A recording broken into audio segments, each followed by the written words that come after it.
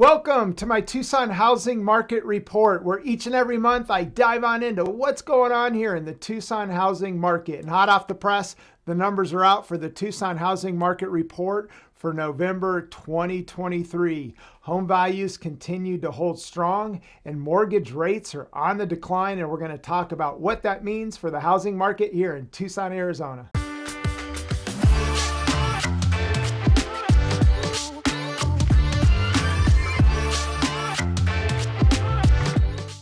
Hello, my name's Tyler Ford, Tucson, Arizona with eXp Realty. And each and every month I dive on into what's going on here in the Tucson housing market. So whether you're a buyer, a seller, or a combination of both, or somebody just wanting to learn what's going on here in the Tucson housing market, this video is for you.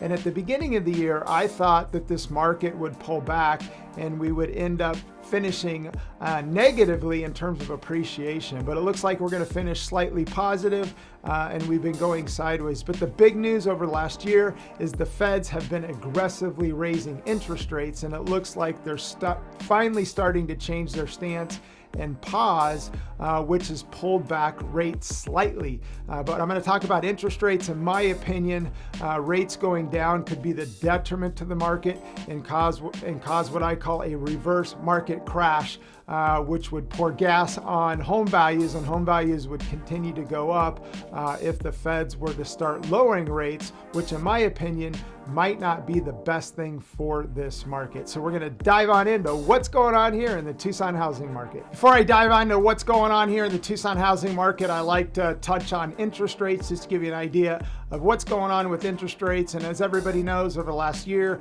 the feds have done the most aggressive rate hike in the history of the feds, which put the brakes on the housing market and really slowed things down. Even though the market was moving, it put a lot of people on the sidelines, and home affordability was more expensive than it's ever been. But the feds have now changed their tone, and they're now starting to put more of a neutral stance on interest rates and not raising. And so right now, on a 30-year fixed, rates now are below 7%. We're sitting at 6.95% on a 30-year fixed, and on a 15-year fixed, we are sitting at 6.38%. And in my opinion, again, this is just my opinion, I think it's a healthy thing for this market to go sideways, maybe 6.5% to 7%. But the worst thing, in my opinion, that the feds could do is actually lower rates, which would pour gas on home values continuing to go up. Which is great for sellers out there. It's all relative. If somebody's wanting to sell a home and put that money in cash and not necessarily buy something else, that could be a good thing. But if the feds were to lower rates, home values, in my opinion, would continue to go up, and it would kind of freeze home affordability because it would be a wash. Even though rates are lower, if home values go up, the net difference is still pretty much the same. So, and it could cause what I call a reverse crash, which could pour gas on home values continuing to go up. And long term, I don't think that that's the best thing for this market. So slow and steady, gradual appreciation, anywhere from maybe 3 to 6% is healthy.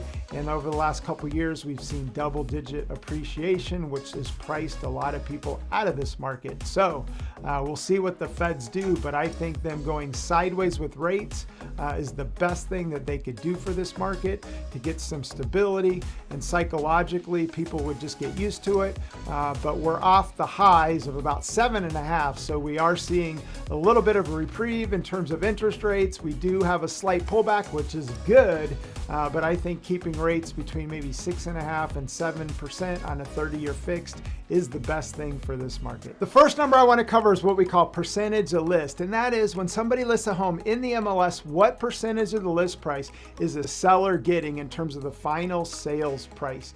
And it's a little deceptive because if somebody does a price reduction, it doesn't take into consideration the price reduction. It's the final list price in the MLS. So in my opinion, it would be helpful if the Tucson Tucson Association would put out another statistic that talked about what percentage of homes did a price reduction and by how much. That would be an extremely helpful statistic. But I do like to cover it because trends are your friend, and it definitely shows a trend.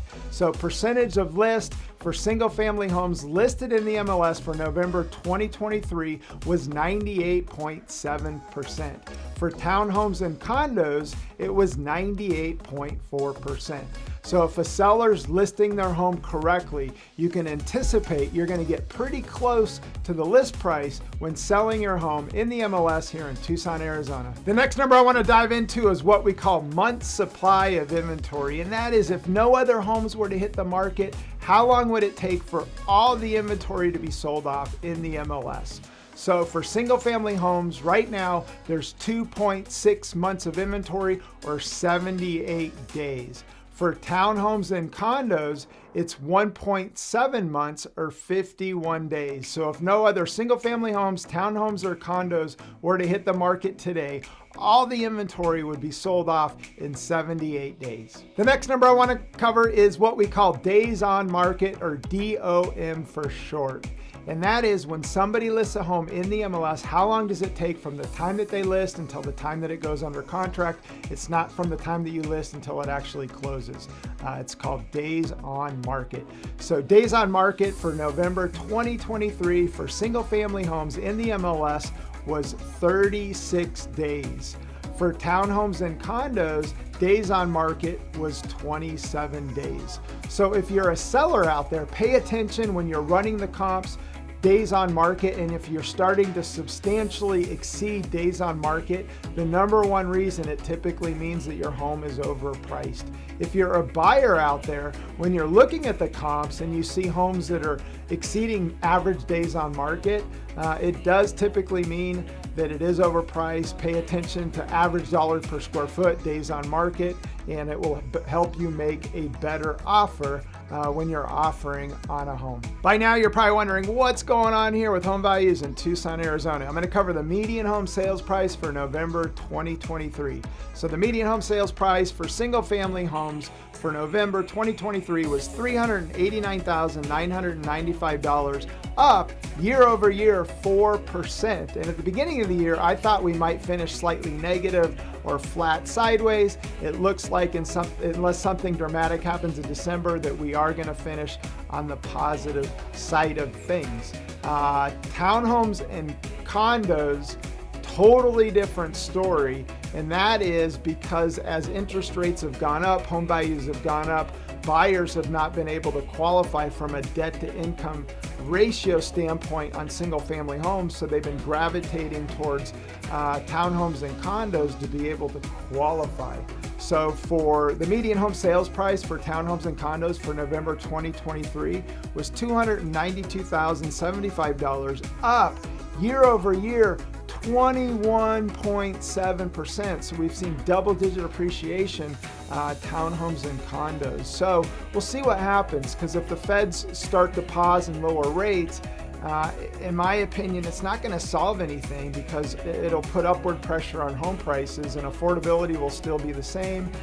So the only thing that would solve home affordability is for rates to go down and home values to go down. And again, I'm going to talk about home inventory, supply and demand. I'm just not seeing it. So my opinion is the best thing for this market is for rates to go sideways, stabilize, and for appreciation just to kind of go flat, which will help price new home buyers and buyers back into the market from an affordability standpoint. This next number I'm going to cover is what we call the Home Affordability Index. And I wasn't covering, but I've started covering just because it became such a big issue that home affordability was at an all-time low, meaning it's never been more expensive to buy a home. So I started to cover it, and it's a little confusing. I did a video, if you click right up in here, it's a link that explains the Home Affordability Index, but the lower the number, the more expensive homes are. So again, it's something to go watch. You'll better understand it. So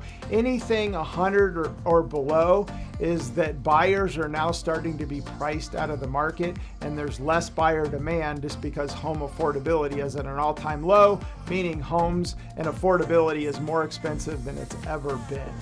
So right now for single family homes, the Home Affordability Index right now is 73. For townhomes and condos, the Home Affordability Index is 97. So it's something to pay attention to. It has everything to do with interest rates and home values and also people's incomes. And I did a video that explains it. It'll help you better understand it. But when that number is 100 or higher, it means there's a much larger buyer pool because homes are more affordable, and people are able to qualify from a debt to income ratio. So it's something to keep an eye on. But single family homes, in terms of the Home Affordability Index, at an all-time low. It's still expensive for buyers out there to be affording homes, because when they buy a home and they get a mortgage and they pay utilities, groceries, gas, they really don't have any money left over at the end of the day. So the higher the number, the more affordable things are, and there's more discretionary income available when somebody does buy a home and gets a mortgage. The next number I'm going to cover is home inventory, my favorite number. Economics 101, supply and demand. And a lot of people keep asking me when this market's going to pull back, and I've kind of changed my tone. I did think that this market would pull back significantly, but I no longer think that, and it has everything to do with home inventory. And unless we see home inventory more than double, I just don't see home values pulling back regardless of what rates are doing. So something, in my opinion, dramatic would have to happen in order for this market to pull back, because inventory levels would have to more than double. So inventory levels are still pretty low, which is keeping home values up. So right now in the MLS for November 2023, there are 2,224 active listings, and this is big. Year over year, we're down 15.9%. And usually this time of year, inventory levels start to go up based on seasonality. And then as we enter the buying season, inventory levels go back down. So it's going to be an interesting spring, because inventory levels now are lower than they were last year. So again, we're just going to see that's going to do to home values based on demand and supply. But home inventory levels still remain super low. For townhomes and condos, there are only 250 townhomes and condos listed, down year over year 27.1%. And this is why we're seeing double-digit appreciation in townhomes and condos, because low inventory, high demand is going to drive up prices. So again, something to pay attention. The leading indicator, something that I look at on a daily basis, is home inventory, and home inventory levels are continuing to remain low. And again, unless we see a dramatic increase in home inventory, I'm just not seeing home values go down. So the big question, and a lot of people are asking, do you buy now or do you wait? Again, you got to do what's right for you. But again, if home inventory levels continue to go down or go sideways and interest rates go down, home values are going to continue to go up. So you got to make that decision whether or not now is the right time. So, and only you can decide that. If you'd like us to crunch some numbers based on what we think is going to happen, we can certainly do that to give you an idea whether it makes sense to buy now or wait. If you're one to want to geek out on the numbers, I would encourage you to head on over to Tucson Homes and Lots. And if you scroll down on the homepage, you're going to see a button that says Tucson Monthly Market Update. If you click on that, up comes the blog post that I do each and every month. And if you scroll down towards the bottom of the blog post, there's a link here that says Tucson Housing Market Update. So if you want to geek out on the numbers, you can click on that, and up comes a PDF where it dives into a lot more numbers that I didn't cover. So there's a lot of really good information. So again, if you want to dive deeper into what's going on here in the Tucson housing market, I would encourage you to check out the full report. Well, that's a wrap on my Tucson housing market report. And just to kind of wrap things up, interest rates have pulled back slightly. Home values continue to to hold, but inventory levels are still low. So the big question is, what's going to happen to the market as we head into the spring buying season? As long as inventory levels stay low, and if interest rates go sideways or down, in my opinion, there's going to be upward pressure on home values. So again, that's what's going on here in the Tucson housing market for November 2023. Hey, thanks for watching my Tucson Housing Market Report. I really appreciate it. If you got value out of it, do me a huge favor. Give me an internet high five by liking it. If you've got any questions or comments, go ahead and comment below. And for more awesome videos about living in Tucson, your Tucson Real Estate Connection, you can subscribe to the channel. If you hit the bell button, each and every time a video comes out, you'll be notified. In the meantime, make it a great day. Have a great holiday. We'll be back in January for the December report to wrap up what went on the housing market for 2023. Make it a great day.